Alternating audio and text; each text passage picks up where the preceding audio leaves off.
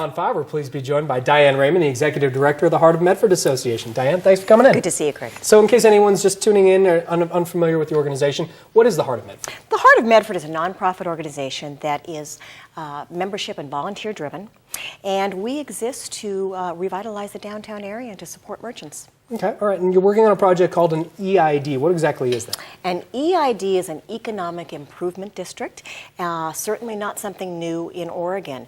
Basically, it is a funding mechanism to create sustainable revenue that is in an identified geographical area.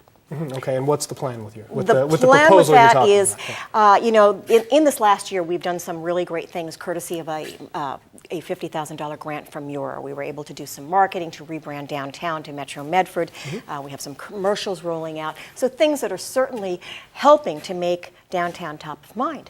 But as we move forward, you know, what happens now that that's coming to an end?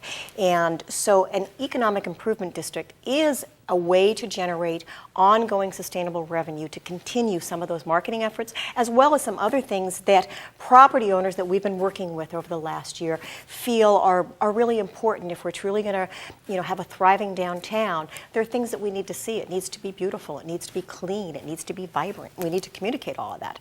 And that takes money. So this is a way to achieve those goals. Okay, and how long have you been working on this, and where do you go from here? I mean, you're getting the word out about the EID now. Will people vote? How does it work?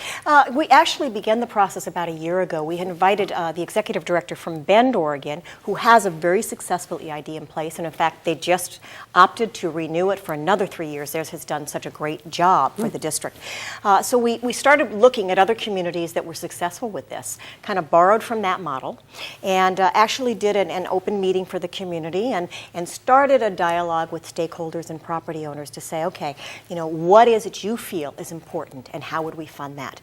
From there, we now have an advisory panel made up of property owners, and we will be holding an open meeting on May 29th at noon at the Higher Education Center building. And anybody that's a property owner or merchant that's interested in learning more about, you know, what the EID will do to the district is welcome to attend that. So, you know, we've been really kind of working with property owners and the community stakeholders to get their input, to hear what they have to say, and to decide on a scope of work and what really is the things that need to be done to make this a thriving downtown. And those are the items that would be included in the budget for an economic improvement district, as well as identifying what that district, what that boundary looks like. Very good. Okay, all right, we're going to take a quick break. We'll have much more with Diane in a moment. Stay with us.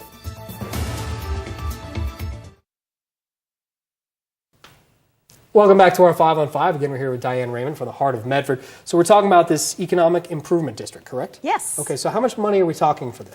Right now, it's a proposed budget, and it's a proposed district, and that's important to know, and nothing is final. But we are tentatively looking at a 3-year period and a budget of about $278,000. And there was a very clearly defined proposed scope of work, and that scope of work would be beautification, maintenance of the district, marketing, ongoing marketing to make it top of mind. And that's exactly what it would fund. So it's pretty strict in that defined scope of work is exactly what those dollars are used for. And the nice thing about an assessment is basically it puts the property owners in the driver's seat. This is an assessment, not a tax from the city. The assessment would be collected through the city, but again, it's not a tax. It's something, you know, if you will, it's basically a self-imposed assessment. And as I say, for the last year, we've been working with property owners to find out, you know, what do they really think it's going to take to make us vibrant and exciting. Okay, and you talked about a meeting before. I want to give you a chance to repeat that because I know you want to get a lot of public input on it. Absolutely. May 29th at the Higher Education Center on Bartlett at noon, we will have a public meeting. Okay. So. And how would this EID differ from other downtown or other economic improvement things like Muir and who you guys have worked with before? Absolutely. Well, you know, the main thing is it puts the property owners in the driver's seat. We're not looking to the general fund or to the Urban Renewal Agency to fund this ongoing revenue. This becomes sustainable revenue and assessment for a locked-in period of time. At the end of 3 years, if it's successful and we're happy with it, then we could look to extend it for another 3 years. And there's about 1,200 communities throughout the country that have have an EID.